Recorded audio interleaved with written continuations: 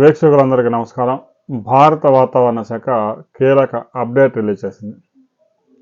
బంగాళాఖాతంలో కొనసాగుతున్న దిత్వా తుఫాను చెన్నై వైపుగా కదులుతూ ఉంది. దీని ప్రభావంతో ఆంధ్రప్రదేశ్లోని నెల్లూరు, ఉమ్మడి తిరుపతి జిల్లాల్లో కుండపోత వర్షాలతో పాటుగా ఫ్లాష్ ఫ్లడ్స్, ఆకస్మిక వరదలు వచ్చే ప్రమాదం ఉంది.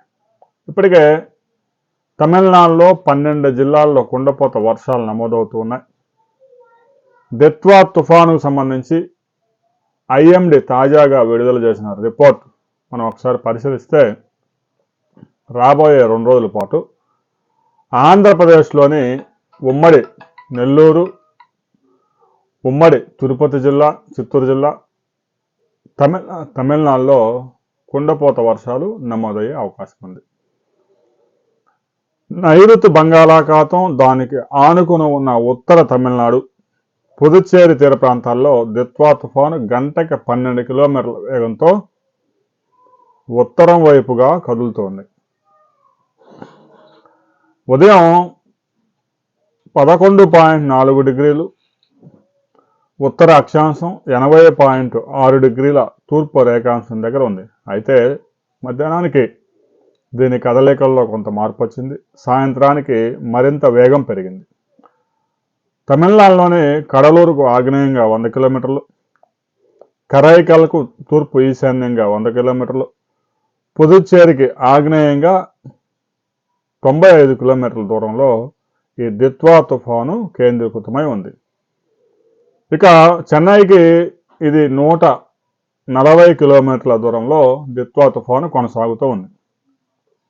ఉత్తర తమిళనాడు, పుదుచ్చేరి తీరాల నుంచి దిత్వా తుఫాను కేంద్రం కనీసం 70 కిలోమీటర్ల దూరంలో ఉంది. ఇది రాబోయే 18 గంటల్లో ఉత్తర తమిళనాడులోని పుదుచ్చేరి తీరాలకు సమాంతరంగా ఉత్తరం వైపు కదిలే అవకాశం ఉంది. అయితే ఇది చెన్నై సమీపంలో తీరం దాటే అవకాశం ఉందని ముందుగా అంచనా వేసినా ఈ తుఫాను మరింత బలహీనపడి అసలు తీరం దాటకపోవచ్చు అని కూడా కొన్ని అంచనాలు ఉన్నాయి. ఇక ఆంధ్రప్రదేశ్లో తుఫాను ప్రభావంతో యానాం, ఉభయ గోదావరి, కృష్ణా, గుంటూరు జిల్లాల్లో మోస్తరు వర్షాలు, ప్రకాశం, నెల్లూరు, ఉమ్మడి చిత్తూరు జిల్లాల్లో భారీ వర్షాలు నమోదయ్యే అవకాశం ఉంది. ఇక ఆంధ్రప్రదేశ్లో తీరం వెంబడి గంటకు 45 కిలోమీటర్ల నుంచి 55 కిలోమీటర్ల వేగంతో పెను గాలులు వీచే అవకాశం ఉంది. డిసెంబర్ 1వ తేదీ నాటికి తేలికపాటి జల్లులు కొన్ని జిల్లాల్లో, కొన్ని ప్రాంతాల్లో మోస్తరు వర్షాలు, మరో 3 జిల్లాల్లో అతి భారీ వర్షాలు నమోదయ్యే అవకాశం ఉంది. ఇప్పటికే అమరావతి వాతావరణ కేంద్రం 3 జిల్లాల్లో రెడ్ అలర్ట్ ప్రకటించింది. ఉమ్మడి నెల్లూరు, తిరుపతి, చిత్తూరు జిల్లాలు, కడప జిల్లాలో కూడా అతి భారీ వర్షాలు నమోదయ్యే అవకాశం ఉంది. ఇక డిసెంబర్ 2వ తేదీ నాటికి మోస్తరు వర్షాలు, తేలికపాటి వర్షాలు నమోదయ్యే అవకాశం ఉంది. దక్షిణ కోస్తాలో ఈరోజు రాత్రికి మోస్తరు వర్షాలు, ఉరుములతో కూడిన పిడుగులతో కూడిన భారీ వర్షాలు కూడా కొన్ని ప్రాంతాల్లో నమోదయ్యే అవకాశం ఉంది. ఇక 1-2 చోట్ల మెరుపులు కూడా, ఉరుములు కూడా వచ్చే అవకాశం ఉంది. గంటకి 70 నుంచి 60 కిలోమీటర్ల వేగంతో తీరం వెంబడి గాలులు వీచే అవకాశం ఉంది.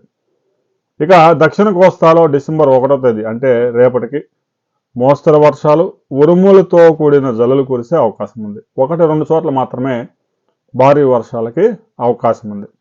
దక్షిణ కోస్తాలో గంటకి 45 నుంచి 55 కిలోమీటర్ల వేగంతో గాలులు వీచే అవకాశం ఉంది.